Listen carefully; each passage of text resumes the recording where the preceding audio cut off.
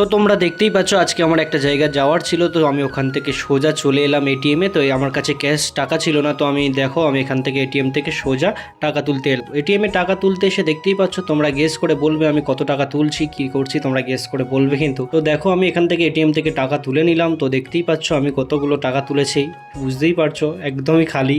তো সোজা ওখান থেকে আমি অটো ধরলাম। অটো ধরার পর ওখান থেকে আস্তে আস্তে আমি অটোতে করে বসে বসে চলে এলাম। দেখতেই পাচ্ছ আমি যেখানে আসার কথা ছিল চলে এসেছি। তো ওখানে এসে দেখছি দোকানটা বন্ধ হয়ে গেছে। তো ওর সাথে দেখা হলো আমার।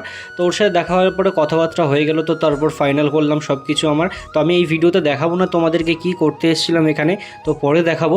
তো ওখান থেকে খুব খিদে পেয়েছিল, আমি সোজা চলে এলাম একটুখানি কিছু খেতে। তো দেখতেই পাচ্ছ এই দোকানটাতে প্রচণ্ড ভালো খাবার বানায়। তো আমি এখান থেকে সোজা এক প্লেট মুড়ি ঘুগনি নিয়ে নিলাম।